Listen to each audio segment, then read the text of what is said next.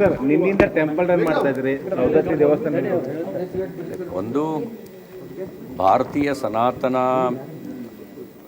ಸಂಸ್ಕೃತಿ ಪರಂಪರೆ ಹಿನ್ನೆಲೆಯಲ್ಲೇ ನಾವು ಹುಟ್ಟಿದ್ದೀವಿ, ಬೆಳೆದಿದ್ದೀವಿ.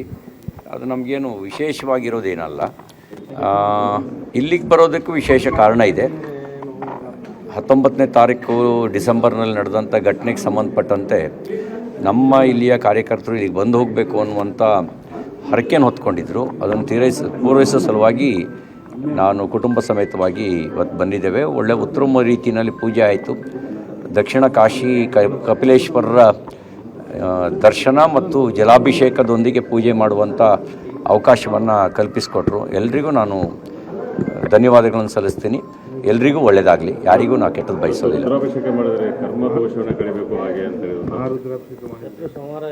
ನಮಗಿಲ್ಲಿಗೆ ನನ್ನೊಳಗಿರುವ ದ್ವೇಷ, ಅಸೂಯೆ, ಕ್ರೋಧ, ಕಾಮ, ಮೋಹ, ಮದ ಇದು ದೂರ ಆಗಲಿ. ಅದೇ ನಮಗಿರುವಂಥ ಶತ್ರು, ಇನ್ಯಾವುದೂ ಇಲ್ಲ. ನಾನು ಹೊರಗಡೆ ಯಾರನ್ನೂ ಶತ್ರುಗಳು ಅಂತ ಭಾವಿಸೋದಿಲ್ಲ. ಎಲ್ಲವೂ ಆಯಾ ನಿಮಿತ್ತ ಮಾತ್ರ. ನಮ್ಮೊಳಗೆ ಯಾವುದಿದ್ದಾವೆ ಎಲ್ಲ ಕೆಟ್ಟ ಗುಣಗಳು ದೂರ ಆಗಲಿ. ಕಪಿಲೇಶ್ವರನಲ್ಲಿ ಏನು ಪ್ರಾರ್ಥನೆ ಮಾಡಿದ್ರು?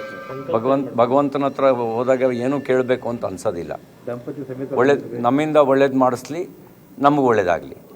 ದಂಪತಿ ಸಂಬಂಧವನ್ನು ಸಮೇತವನ್ನು ಈ ಒಂದು ವಿಶೇಷ ಪೂಜೆ ಆ ಥರ ಯಾವುದೂ ಇದಿಲ್ಲ. ನಮ್ಮಿಂದ ಯಾರಿಗೂ ಕೆಟ್ಟದಾಗಬಾರ್ದು, ನಮ್ಮಿಂದ ಎಲ್ರಿಗೂ ಒಳ್ಳೇದಾಗಲಿ, ನಮಗೂ ಒಳ್ಳೇದಾಗಲಿ. ಸರ್, ಈಗ ದಂಪತಿ ಸಮೇತ ಮಂಜುನಾಥನ ಸನ್ನಿಧಾನಕ್ಕೆ ಬನ್ನಿ ಅನ್ನುವಂಥ ನೀವು ದಂಪತಿ ಸಮೇತ ಬೆಳಗಾವಿ ಕಪಿಲೇಶ್ವರರು ಮತ್ತು ಯಲ್ಲಮ್ಮ ದೇವಿ ಸನ್ನಿಧಾನಕ್ಕೆ ಬಂದು ಪೂಜೆ ಮಾಡಿದ್ರಿ. ನಾನು ಆ ವಿಷಯದ ಬಗ್ಗೆ ಏನೂ ಪ್ರತಿಕ್ರಿಯಿಸೋಕ್ಕೆ ಬಯಸೋದಿಲ್ಲ. ಎಲ್ಲವೂ ಕೆಟ್ಟಗಳಿಗೆ ಅಂತ ನಾನು ಭಾವಿಸ್ತೇನೆ. ಎಲ್ರಿಗೂ ಒಳ್ಳೆಯದಾಗಲಿ. ಪೂಜೆ ಹೇಗೆ ಹೇಗೆ ಏನು ವಿಶೇಷ ಪೂಜೆಯನ್ನು ನೋಡಿ, ಈ ಸುಮ್ಮನೆ ಮಾತುಗಳು ಬರೋದಿಲ್ಲ, ಸುಮ್ಮನೆ ಶ್ಲೋಕ ಹುಟ್ಟೋದಿಲ್ಲ. ಅರ್ಚಕಸ್ಯ ಪ್ರಭಾವೇಣ ಶಿಲಾಭವತಿ ಶಂಕರ ಅಂಥೇಳಿ, ಆ ರೀತಿ ಅರ್ಚಕರ ಒಂದು ಪ್ರಭಾವದಿಂದ ಶಿಲೆಯೂ ಶಂಕರನಾಗತ್ತಂತೆ.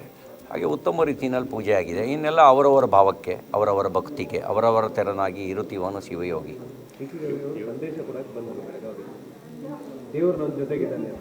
ಆ ಥರದ್ದೆಲ್ಲ ನಾನು ಭಾವಿಸೋದಿಲ್ಲ. ಎಲ್ಲರ ಜೊತೆಗೂ ದೇವರಿದ್ದಾನೆ, ಎಲ್ಲರೊಳಗೂ ದೇವರಿದ್ದಾನೆ.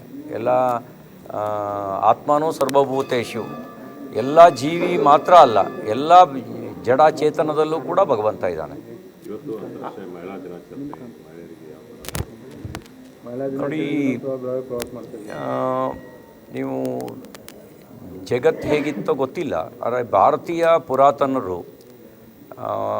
ತಾಯಂದಿರಿಗೆ, ಮಹಿಳೆಯರಿಗೆ ಅತ್ಯಂತ ಶ್ರೇಷ್ಠ ಗೌರವವನ್ನು ಕೊಟ್ಟಿದ್ದರು.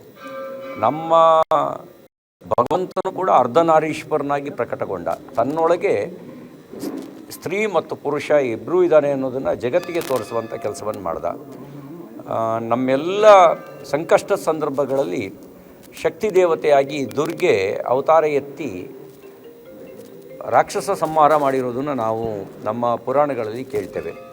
ಹಾಗೆ ಒಂದು ವಿಶೇಷವಾಗಿರ್ತಕ್ಕಂಥದ್ದು, ಎಲ್ಲಿ ಯತ್ರ ನಾರಿ ಪೂಜ್ಯಂತೆ ತತ್ರ ದೇವತಾ ಅಂತ ಭಾವಿಸಿದಂಥ ಸಂಸ್ಕೃತಿ ನಮ್ಮದು. ಎಲ್ಲಿ ಸ್ತ್ರೀಯರಿಗೆ ಗೌರವ ಇರುತ್ತೋ ಅಲ್ಲಿ ದೇವತೆಗಳು ಪ್ರತ್ಯಕ್ಷ ಆಗ್ತಾರೆ ಅಂಥೇಳಿ ನಮ್ಮ ಒಂದು ಈ ಭಾರತೀಯ ಪರಂಪರೆಯಲ್ಲಿ ಜಗತ್ತಿನ ಎಲ್ಲ ಸಮಸ್ಯೆಗಳಿಗೆ ಉತ್ತರ ಇದೆ.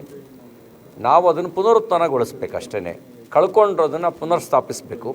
ಪುನರ್ಸ್ಥಾಪಿಸಿದ್ರೆ ಸಾಕು, ಎಲ್ಲ ಜಗತ್ತಿನ ಸಮಸ್ಯೆಗಳಿಗೆ ಉತ್ತರ ಸಿಗುತ್ತೆ.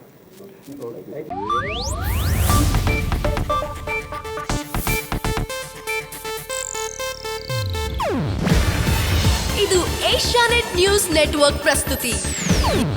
ನೀವು ನೋಡ್ತಿದ್ದೀರಾ ಏಷ್ಯಾನೆಟ್ ಸುವರ್ಣ ನ್ಯೂಸ್.